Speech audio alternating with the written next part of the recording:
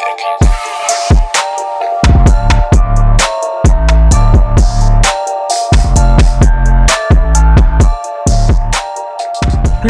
wonderful people. Thank you for joining us. It's 2:30 Conversations time. Once again, my name is Leander, and it's time to roll. We're about to usher into a conversation, and the title of the conversation today is Church in the New Age, under the sub-theme Technology versus Theology. So with us here, we have Elder SEKO MBATHA, who is also one of the leaders from the renowned Calvin Church, SDA, and why we decided to launch with him, or rather to talk this conversation with him, is because they are doing great things in this space.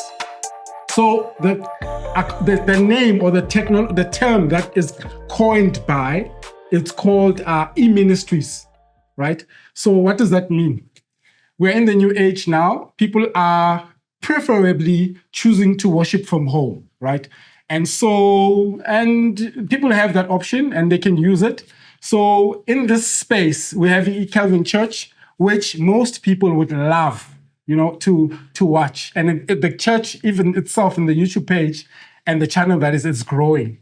Calvin Church in this space is doing the most. And 2:30 Conversations as a podcast, up and coming. What better way to grow and to take notes than to invite the head of the e-ministries at Calvin Church. So with us is Elder SEKO MBATHA. Welcome, sir. Thank you for having me. Thank you so much for making time to be with us. Yep. Maybe let's start here. What is e-ministries? I think.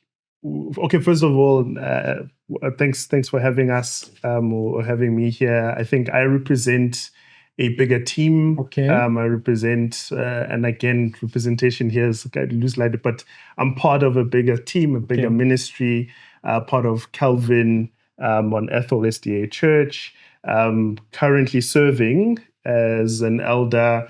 And part of my responsibilities have to do with e-ministries. Absolutely passionate about it and the work that we do, and have a great team. There's a e-ministries leader who is doing incredibly great work over the last 2-3 years, and we stand on a legacy of multiple individuals who've contributed to creating this space.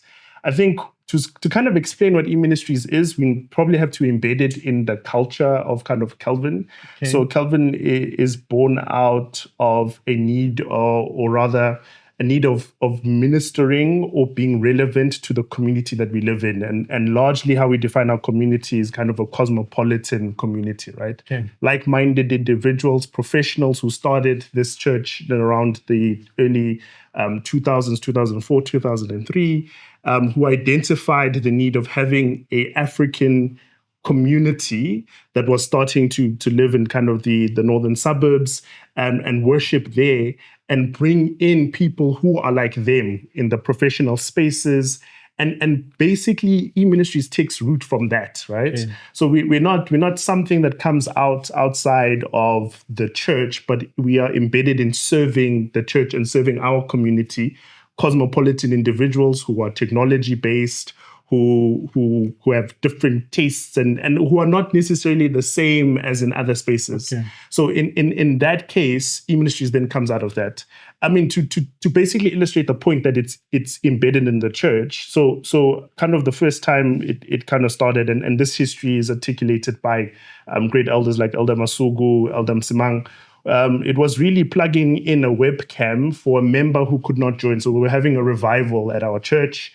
A member could not join in to join this revival, who was ill at the time. And then we plugged in a little webcam and it worked from that point. To bigger investments under a week of prayer by Pastor Ketelo Mazibuko, I think in the early 2010s or so on, where, bought a modem, plugged it in a little camera so that we could broadcast to members to what the channel has become, all the different facets of it. We call it a ministry simply because we don't see ourselves just only as a platform or social media. Some other churches kind of plug it into communications. We don't see ourselves as a communication, but we see ourselves as a community who are using technology to minister. Even in and ourselves, right? We pray together, we prepare together. Even ourselves, it's a platform in which we can take care of members who are like, right? So there's people who come in and join the ministry simply because they like, cameras and whatnot, but we are able to integrate them and build a little community within that.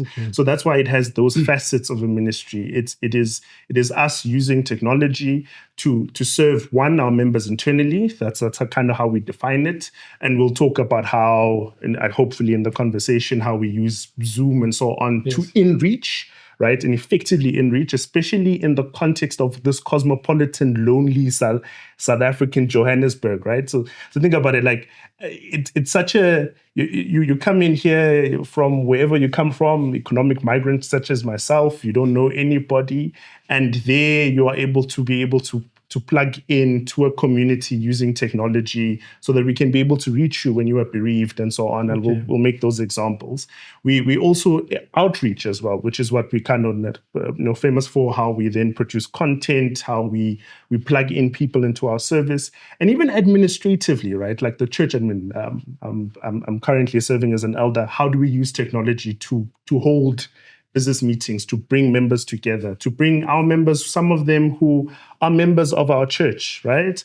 But find themselves working elsewhere outside the country. And we'll talk about all of that. So that's the aspect of it. It's how we use technology to graft in our members, give them a sense of belonging, and then also attract and spread the gospel in the very same way. That's why we do it. So we call it a ministry. And I hope it's kind of answering your question. Yes. We call it a ministry because of all these facets that it then fulfills and brings the church together. So it's not just a appendage of a church. It's not just some like a department that runs. It becomes how well integrated. And if you kind of go into, if you're in the space like management, consulting, whatever, the best plans or the best things like that you do are stuff that is embedded, right? That are not just become or initiatives rather. The best initiatives are the ones that are embedded to what you actually do, right? That's how we see it. And I think there's lots of room for us to grow, lots of room for us to reach our members internally and reach other potential people who are like-minded just as ourselves.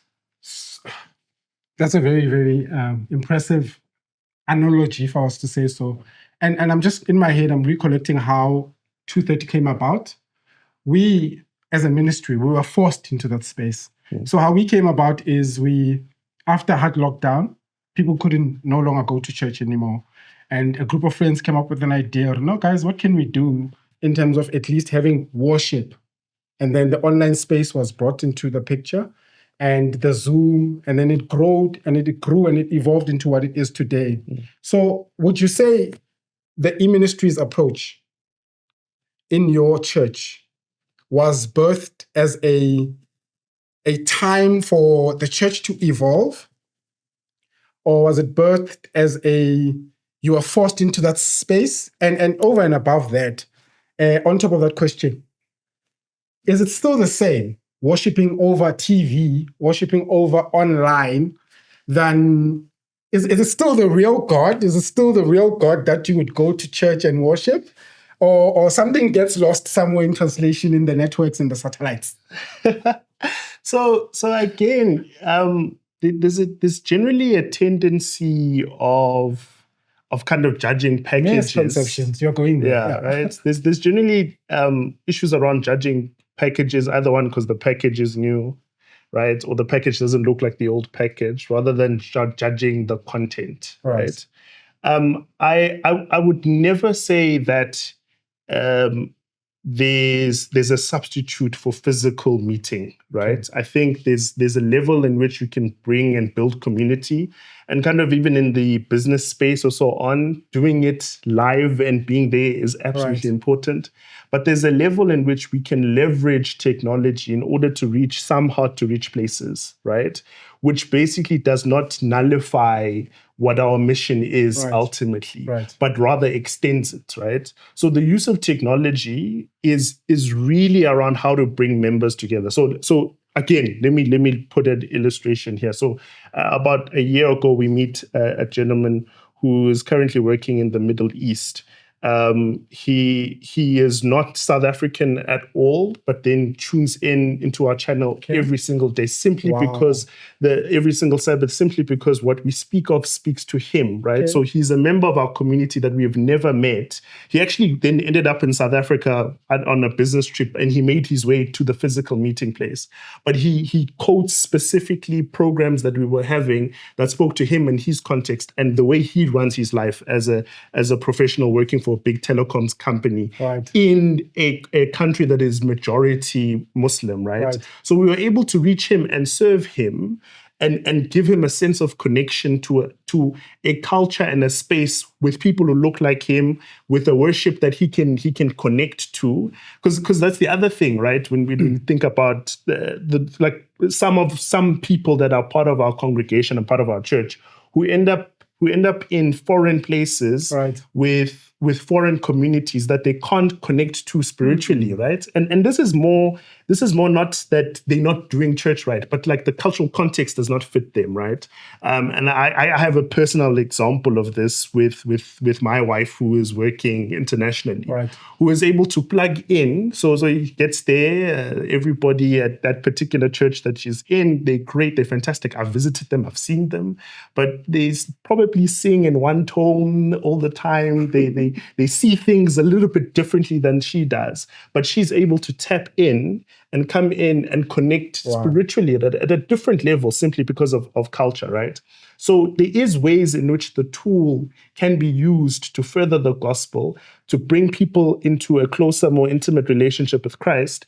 And that's really the purpose, right? So it's a different way of kind of doing things and then embedding people in. And even when they can't, because these people are people who traditionally even lose to Christianity in its totality, simply because they can't be grafted in, or they can't necessarily kind of connect wherever they find themselves or wherever they find themselves.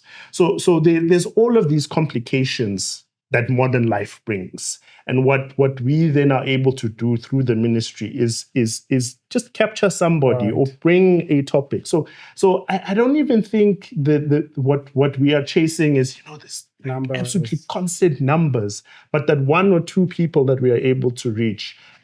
We have a lot of community members. I have a friend who's working in South Korea, different context, different space. She's able to tune in and be grafted in, right? And whenever she's around in the country, this is her community, right? She follows our stories, she follows our content, and we are able to serve them spiritually in the places that they find themselves in. Right. So that's the avenue, right? That's what we try to do. And that's why we keep on doing what we're doing. These are the stories that hearten us and hearten the ministry, that hearten Kelvin, even from a strategy perspective, right? Just to share with you, like, what are we thinking about? Right. We sat this whole year and we thought about where we want our church community to be, right? We called it Vision 2030, where we want to be a vibrant, spirit-led church that transforms life and radiates God's growth. That's our vision, God's grace, right? So in that, we then look for different avenues in which we do that, right? How we do it from a churchmanship perspective, how we build members here, how we're going to do it from an infrastructure perspective, and how we're going to create the 21st gospel delivery, right? And 21st century gospel delivery happens online using technology. Wow. And rather not even just using technology, leveraging the power of technology, right? Remember, as Adventists, we come from a heritage of using technology to spread the gospel, right? Think about this. In the 1980s, printing press was not a widely used thing. The tracks that we still hold on to now, sorry. The tracks that we still hold on to, those little track pamphlets as the modem for gospel, were the premier technology of then, right? Of the 18th or the 19th century at the time. Right. So when our pioneers, your Joseph Bates, your Ellen Whites, sit there and they think about how do we spread the everlasting gospel? How do we spread Revelations 14? They go to the most premier technology and they make it work for the church. And in that part of the world, in the Michigan part of the world, the gospel is spread immensely using the best technology of the time, printing press and tracts, right? So when we get here, when we're thinking of our Vision 2030, what is the best technology of the time? Where should we find ourselves? as a church, as a church in Sandton, as a church in South Africa? How do we place ourselves? So when we place ourselves, then we look, okay, where are our people? Social media. And remember, this is an attention economy. So we're finding people for attention, right? So in that case, how do we put ourselves in that so that how do we create content that speaks to people? How do we create our service as well to be able to serve the online audience? How do we then translate that service to bring people in for connection? Because we still believe in connection, right? Okay. So all of those different elements come from a heritage that it belongs to the Seventh-day Adventist Church, but we take it and we say, this is our heritage. How do we contextualize it immensely for our African cosmopolitan church in Sandton? Right? And some of the things that we do are not going to necessarily fit in your church in Bombela. Yes, I'm from a church in Bombela, right? If I came in and snobs and I wouldn't necessarily fit. I would not fit in. I would offend rather than to reach, right? But when I am here, there's a different context. So I'm not changing. I'm not a shapeshifter, but I'm changing context so that I'm able to reach the people. And we are absolutely intent, like so narrow-minded in reaching the people around us, people who are like us, people at our workplaces, who look and we want to say to them, there's a transforming power in the grace that God gives us all. Whether you're rich or poor, those people, our peers, those are the people that we want to be able to bring to church, to bring into our community, to bring into fellowship with Christ. That's all we try to do. So one of the main objectives that we want to achieve with today's episode is, when I was brainstorming, I thought of two main objectives. Number one is to inspire churches that may want to launch into this e-ministries space, right? Inspire them and even maybe equip them with the know-how. And then number two, speak to anyone who's having it tough such that they need a savior to be able to access, an online platform. So with that being said, say we're inspiring churches. In fact, you're inspiring us as 230, because with your growing, subscribership, 7K going for 10K, soon it will be 50, and you're reaching more people, right? So to inspire, what are the growing pains? What are the most difficult, hurdles that you'd had to, jump over? And from a perspective of the sacrifice, this is also to inform somebody who's probably listening and thinking, or not knowing what goes into making e-ministry possible, the sacrifice that comes with it. So the growing pains, the sacrifice, the costs, and what have you, just to inspire somebody and even us. So before I inspire, I think I'm going to depress people. All right. Slightly. I think anything worth doing is hard. Right. And therefore, it needs a level of commitment, right? A level of commitment. It's really a team. One of the things that we are devoid of sometimes, like when you read the Bible per se, right? One of the blinkers, especially when you're kind of reading a book, right? You're chapter 1, chapter 2. Then there's like a immediacy between these chapters, right? So you kind of read chapter 12 of the book of Genesis, and you read chapter 22 of the book of Genesis. That's the story of Abraham. And in your head, it's like, as fast as you read it, that's when the fulfillment happens, right? But there are yonks of spaces of time here. There's 25 years in between the promise and the promise fulfilled, right? So we are always devoid of the time that it takes to invest, to do things that are worth doing, right?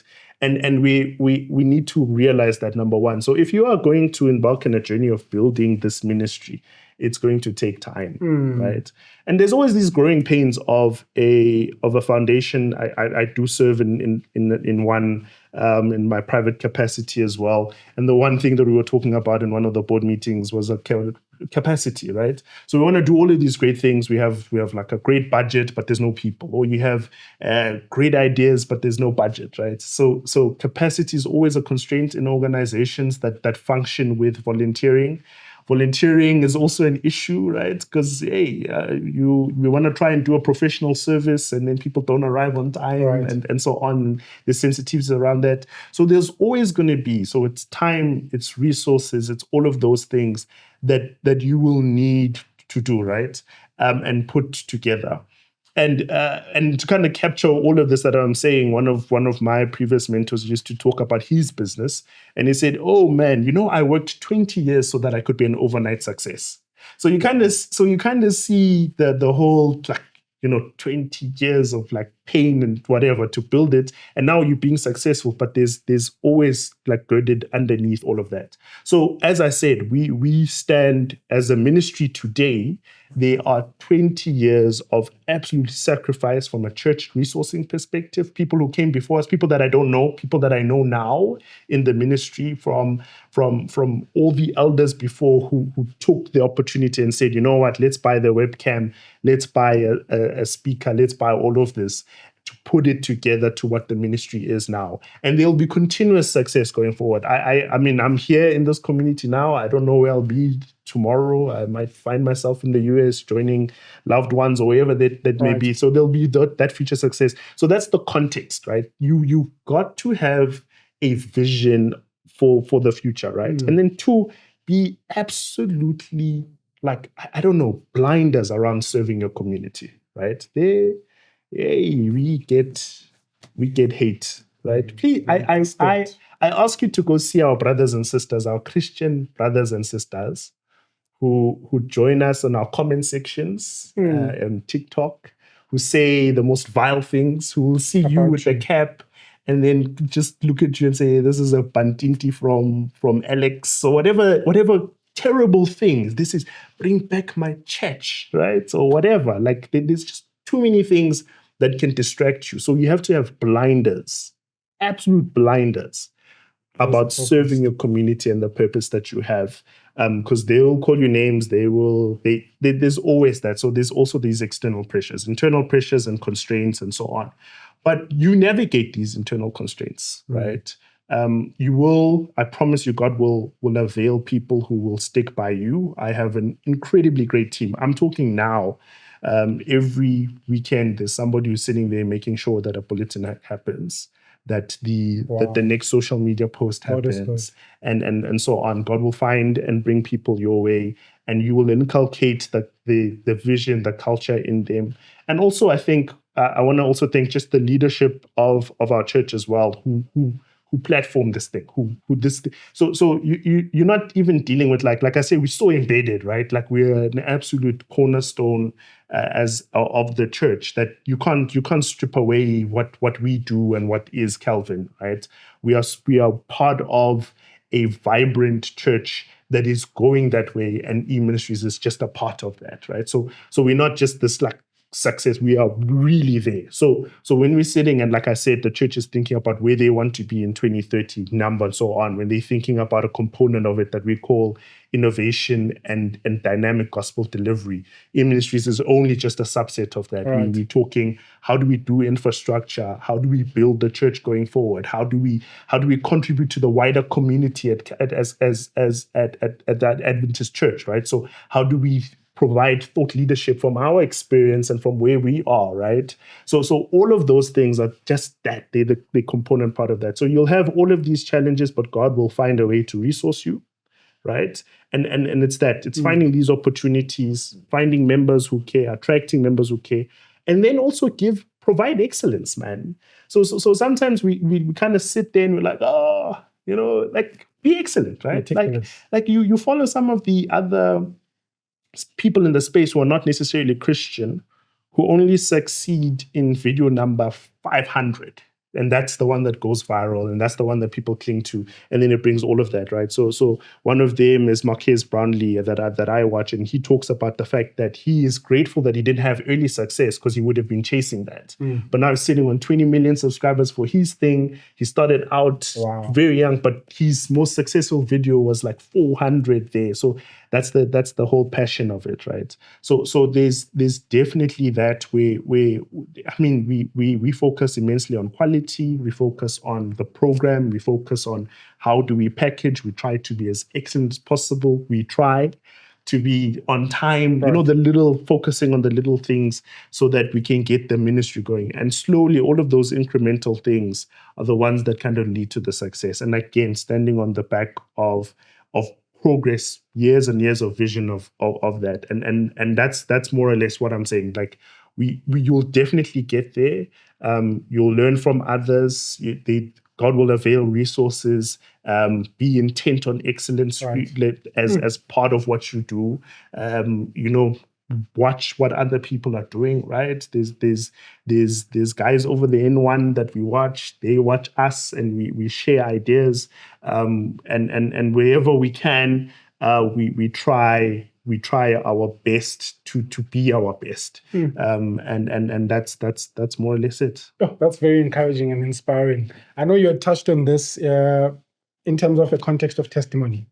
When you spoke about that guy from the overseas, is there any testimony locally where somebody met you online and it became real? She got baptized or he got baptized, and many, ne? No, so many. Wow. So like I said, there's two things. There's two elements to this. There's reaching people outside, which is really great for what it is. Okay. Right? Absolutely, that's what we are born to do.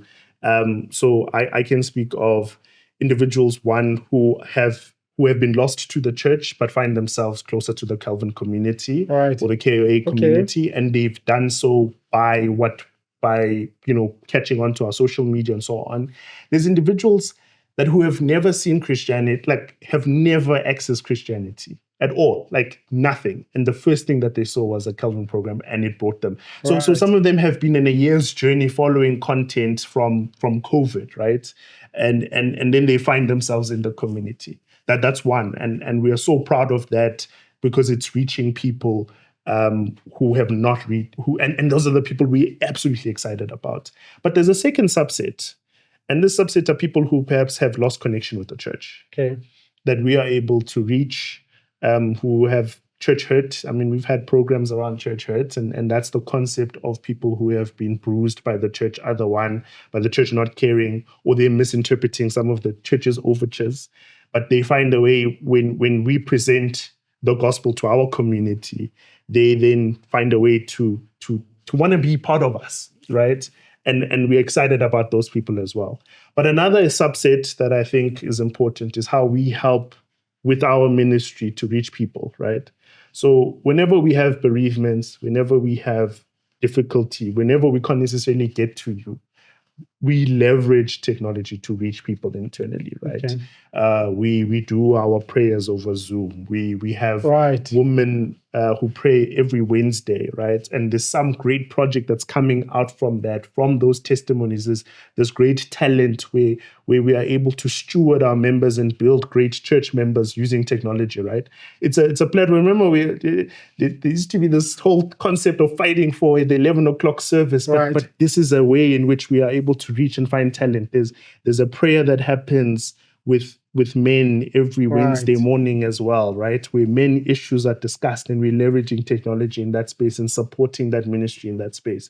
So there's an in-reach element, right? And I think we forget that. Like we focus on the whole thing, but like our members in church, sometimes sick, can't reach themselves to church, and they see an anointing service, they see people being lives being transformed, and they can graft to that, or they hear a conversation that's happening within the church context about something that happened in the past that they can gravitate, and we are serving them at that point. So there's in-reach, there's that outreach, there's that bringing people back in, and all of these elements are happening when the church is intent and smart about using the latest technology in order to reach people. Speaking of that, do you foresee? So then for in-depth testimonies, just go watch the channel, subscribe, you'll see all of it. Calvin and Athol, SDA, right? SDA. Yeah. Right. In the age that we're moving in terms of technology, the conversation of disinformation, misinformation, AI, and what have you, maybe even, I don't know, robotic congregants. Do you foresee technology affecting God's work in any way? Of course, just as anything affects God's work. I think never mind AI, we're gonna get there. We're talking about things like we have conversations with the e-ministries leader. I'm not the e-ministries leader. I'm just kind of serving as an elder who is thinking about how do we keep the brand hygiene, for example, right? So how do we make our our gospel accessible? Do we add ads? Do we do this? How do we monetize the channel effectively? So we're thinking about all of those things because we are working in that context. Right. How do we safeguard ourselves from cyber attacks? How do we allow ourselves not to be taken? So those things affect us. So we think about it from a corporate perspective, how to safeguard the church and safeguard the brand. Right. We think about how, what do we do? What do we not do? What's our voice? What's our tone? So from that level, right? How do we say things? Like we have absolute communication about what do we say? How do we the haters or whatever, the adversaries, our social media, how do we engage with them without compromising God's gospel? Yes. Because once we're commenting there as a church, what do we say, right? How do we welcome people, and how do we create a platform where all views are accepted, but there is a view, right? So even from a church perspective, how do we say we're an Adventist church? That's what we are. So in a sense, how do we navigate all of those kind of challenges as well? So we think about that immensely. There's a lot of thought and careful articulation, right? There's even brand signals, like how we do our posters that is absolutely different from other people. How do we choose what pictures there's thinking. There's absolute thinking. There's calls in the morning on a Sunday randomly for an hour, chatting away to what our voice is, right? I'd want to point one, but it sound like biting. But we design our posters in a different way than other people would. Right. There's stuff because we believe in a certain way of kind of communicating, right? So how we put speakers or not put speakers, like how do we those are all conscious choices that again were made years ago that are inculcated and brought on to our voice, right? So how are we thinking about what our logo would look like towards the Vision 2030? All of that is thought of. Then now when we're thinking about like the far-flung issues, we consult. We speak to people who are in that space. How do we So and again, one of the tricks that we try to do, we try to be in the cutting edge of implementation, not in the cutting edge of experimentation. Okay. So we're not kind of in creating chatbots. We don't necessarily have an app or whatever the case may be, but we are looking at what can we do now with what we have to kind of get there, right? So then we'll let somebody else pay the school fees, and then we'll come in and then say this works for us. Wow. Yeah, I'm not talking about Solomon using the best material to build God's church. That's I can already tap into that.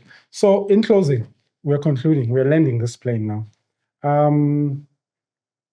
Where to from here for Calvin? Where do you see Calvin Church in the next 3 to 5 years? I know you touched on it. Yeah. You touched on it. But in terms of selling the vision, where do you see that church? Because we want to take notes now. So I, again, building on heritage of a church that's really 21st century, that it is a thinking church, right? Right. We sat, I don't know any other place where we sat for 6 months and we thought about what the future looks like. Okay. Right? What it looks like for Calvin, what it looks like from the world, where do we want to be, right? And just to kind of capture it, I'm going to kind of read that. One of the things I told you, we said in 5 years' time, and we do this in 5-year increments, right? So in the first kind of increment, 2019, we chose this monogram. We said we want to be a 24/7 progressive church where grace flows, as part of what was our vision for the first 5 years. And now we came with a vision. We call it Vision 2030, where we want to be a vibrant, spirit-led church that transforms lives and radiates God's love and grace, right? So that's where we want to be. And then we build to those blocks. What does that basically look like, right? So in our thinking, it looks like we want to nurture people, we want to foster spiritual growth, we want to empower, we want to create a lively experience where people kind of meet God. We want to create a place that has we have a purpose. So we have a mission that we've kind of unpacked, right? We have some values that we've thought about. What makes us unique, right? And what makes us unique is not what makes us unique to Adventism or whatever, but in our context, right? Like what makes us unique. And we said we want to focus, or our values are around biblical spirituality. Right. So this tomorrow or whenever you're kind of watching this on a particular Saturday on Sabbath, we're talking about biblical spirituality. So it informs our program. Love and grace is part of our values. How and this grace is not only how we kind of accept it from Christ, but how we exercise it with our fellow men in our fellow church. Excellence is one of our values. Innovation and dynamism is one of our values, right? So we want to be innovative, we want to be dynamic. And so when you then chart that way forward, you then kind of bring in all the different elements. What does that look like, right? We bedded in our culture as a church. We want to be, just to kind of touch on one, we want to be connected to human beings. So that's how we want to leverage technology. So think about this. So if we're saying we want to have human connection, what we then do in our social media, you find pictures. Our pictures always have an element of human connection, because that's what we want people to see our church as. So that's where the connections are, right? So we sat as a church, we thought about the future, and then now every single ministry, right, within the church, whether it's personal ministries, it's stewardship, all kind of the traditional Adventist ministries, and some of the non-transitional parts of the church, and we do have some of that where we saw ourselves as, there's stuff that we want to do that cannot be capacitated or done within the traditional Adventist context, but we will need structures that kind of help us to do that. So in that case, we've then built those structures that are able to help us do things that are outside the normal running of the church. And then all that just plugs in. So ultimately, that's the vision. And we are not necessarily fixated on what platforms kind of get us there. We already have this existing infrastructure, and then it's just really around channeling it. So then where did e-ministries then come in? E-ministries then comes in and says, here's this wonderful vision. How do we contribute to it? How do we contribute to vibrancy? How do we contribute to gospel innovation? What are all those different parts? And then what are those elements that we're going to use to kind of get us there? And we've spent that time building those building blocks. So we'll be seeing ourselves as deepening our reach. Right. Number one, creating incredibly great content that is going to bring people closer to a more intimate relationship with Christ. It's all about building, improving kind of quality of the output, thinking about different channels. So if you kind of saw how a nice thing is how our social media was, lots of our early on posters were just informing people about what we're doing as a church. But now we're no longer trying to engage you to come. We want to engage you where you are. Okay. So now the content that we produce is around connecting people where they are. So now we deliver the gospel to them. We don't ask them to come in, but we're delivering the gospel to them. And we're going to deepen that, maybe try and build even, higher brow, or rather, higher brow, probably not a fortunate word, but like really creating better quality content that's going to reach people.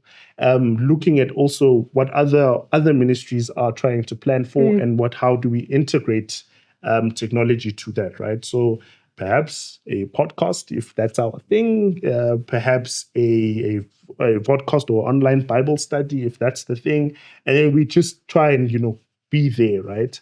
So just one other light concept of ourselves. We see ourselves as salt at Calvin. Right. Season. So salt is just seasoning. You when you pick it up, you compliment the rest of the meal, right? You're like, this food is great. The meat was fantastic, right? You don't compliment the salt. But if it's absent, you're like, the meal is not great. It can be felt. It's missing salt. So that's where we want to be. We want to be just the salt, right? Right. And the brother is preaching. Complimenting everything, complimenting everything. One of my favorite Bible characters, since you said I'm preaching, is Barnabas, right? Barnabas. There's no Paul without Barnabas. Right. Barnabas basically means, or rather, his name, how he was basically called was like the son of encouragement, right? So we want to just be that salt, that son of encouragement, where we fit into what the church is already doing. Wow. Right? Where we are just leveraging and we're just creating the space. That's all we see ourselves as. Those who will come after us, we hope that they take that vision. Those who came before us definitely built the ground for us to do that. Wow. Whew. Next time I watch the Kelvin live stream, I'll be watching it from a place of understanding the dynamics behind what it takes to put it together and where it's going. So in your vision, please consider us in your vision, in that we'll be having a clothing drive. Oh, that's on the 29th Sure. of November. Sure. What is a clothing drive, you may be asking? We go and we collect clothes that are, they can be used by another person. People, Shema, we put word out there for people to just bring the clothes that they no longer have use for. Then we collect those clothes, we get them cleaned up, we pack them, and then we collect money, donations, to buy food packs so that we can feed a number of families, and we pick a particular informal squatter camp that is chosen for that term. So we've been doing this for the past 5 years, and the number of families we've been impacting has been growing from strength to strength. I think even the budget has been growing. We started like 10,000, and it keeps on growing. I don't want to brag about the numbers, but we just want to appeal to Kelvin to support this cause. And I would like to have you back on the podcast. Sure. So we can have a further conversation on where to from here moving forward. Sure. But in as far as today's episode, we are so grateful for you coming, and we're so grateful for everything that you shared, in terms of equipping or in terms of inspiring other churches, inspiring individuals to be their best. And I can put it to you today that you guys are sparing no expense. You're definitely sparing no expense, and you're going all out for God. And for that, we appreciate it. So you're more than welcome anytime to please join us. We need your support containing our initiatives. And last but not least, this is a parting shot. We do have merchandise as well. Oh. Yeah, right. This 230 Conversations t-shirt. It's also part of the initiatives for which we're supporting the cause. So when you buy a t-shirt, you're actually not buying a t-shirt, you're actually feeding a family.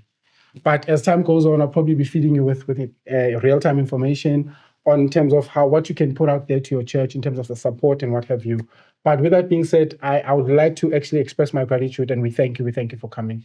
Any parting shots, parting shots from you to us and saying, guys, keep going, keep trying. No, God bless you. That's it, guys. I think we've all been placed with a special purpose for our little community. So the niche, the space that you've identified, I believe that's where God wants to place you. So God be with you. Don't tire doing this. It's really not about the likes. Success might come in number 400 or might come in number 2. So just keep at it. And ultimately, this is what we have been brought here to do, right? To just bring people into a closer, more intimate relationship with Christ. So thanks for your contribution towards that. With that being said, it's a wrap, and may God bless you and keep you, make his face to shine upon you, and give you peace. Amen.